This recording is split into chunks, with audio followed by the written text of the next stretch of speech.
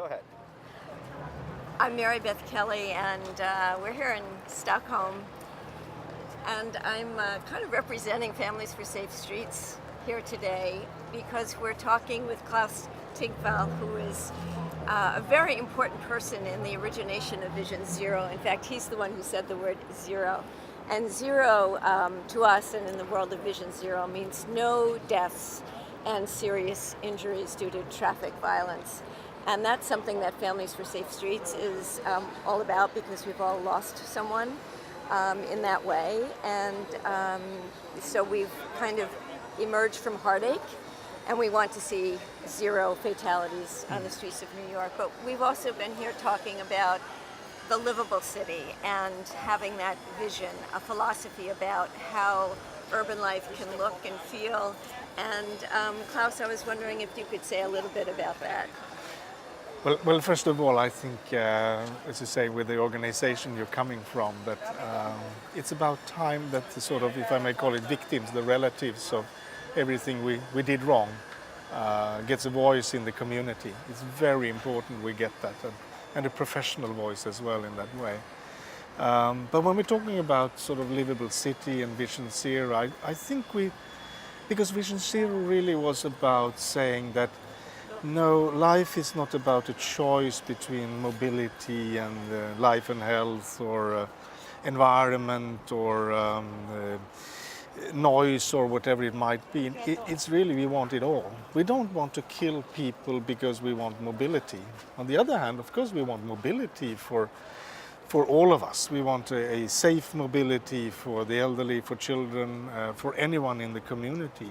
But we also want a livable city in terms of pollution, noise, and so on. And we as people today, I think we are not willing any longer to sacrifice one thing for another benefit, or that some should sacrifice for that someone else is getting a benefit.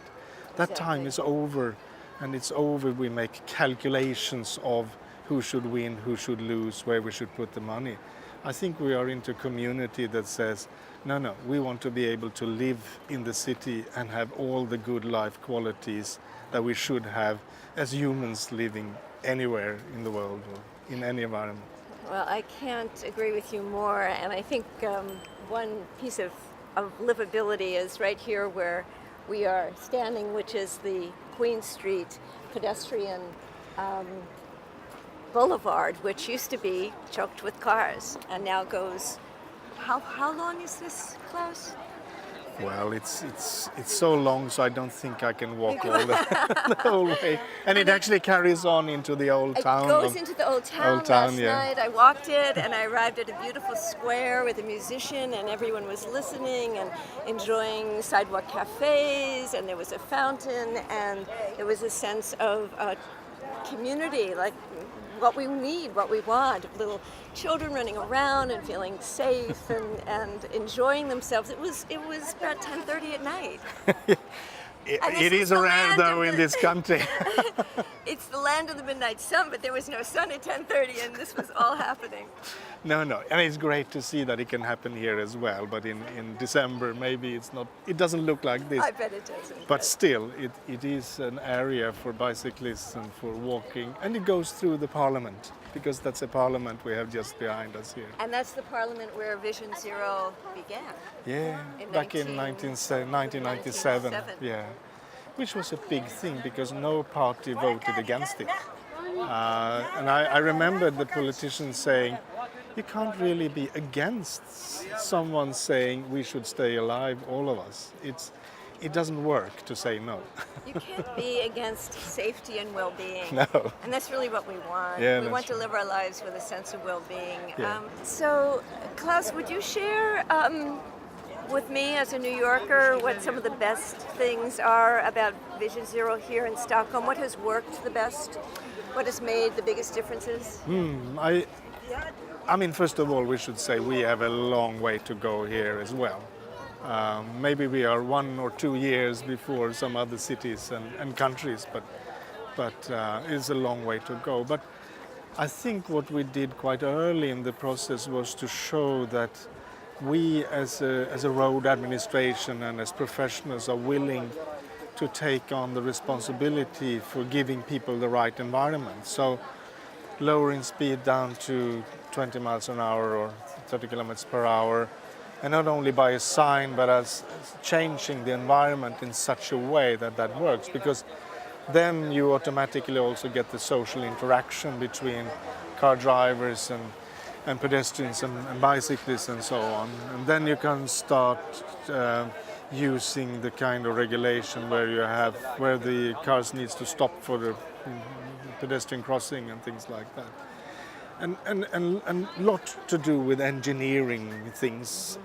The other thing I think, there's still a long way to go, but that was to talk with the management of taxi, of those who are setting up the bus companies here, those who have big haulage fleets, those who have big passenger car fleets, that it's up to the management to make sure that a taxi is driving in a decent way.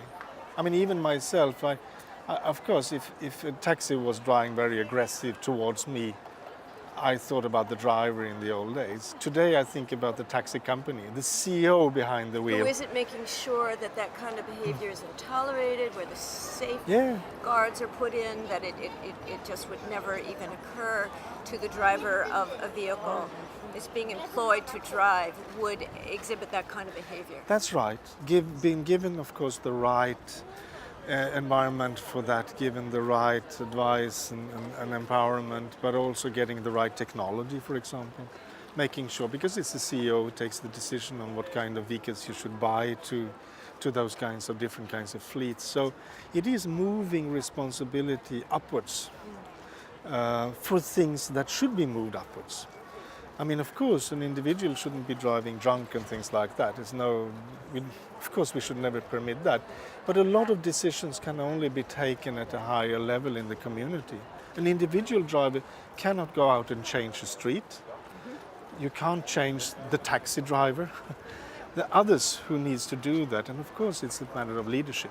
So the taxi driver would basically change him or herself because the organization they're working for is saying, this is what you have to do to be a driver with us. And we are creating an infrastructure that makes that much more likely and much less likely that you would do the other thing. Yeah. That puts people in danger.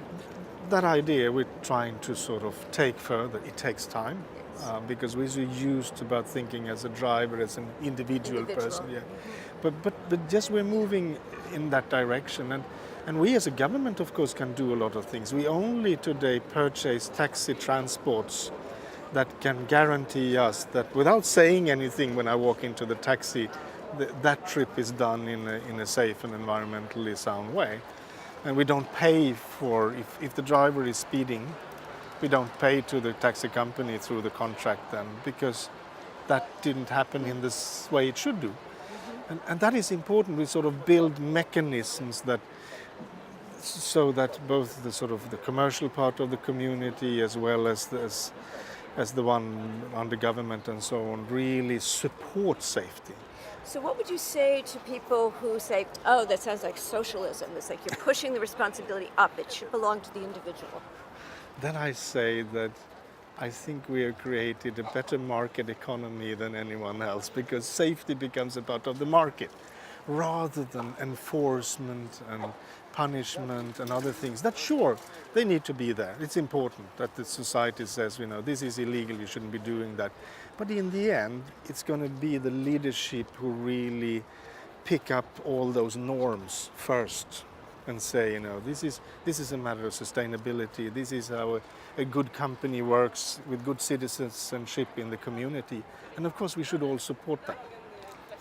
But earlier, off camera, we had a conversation and we talked about the importance of speed cameras, that they really matter, and that once people know that their speed is being clocked, that rather than it being an income generating type of legislation, it actually drives the speeding down, and the income to the municipality goes down as well, which is what you want. And I think that as a member of Families for Safe Streets, we hope to put ourselves out of existence in a number of years. We hope that our organization no longer needs to exist. We want 0 new members.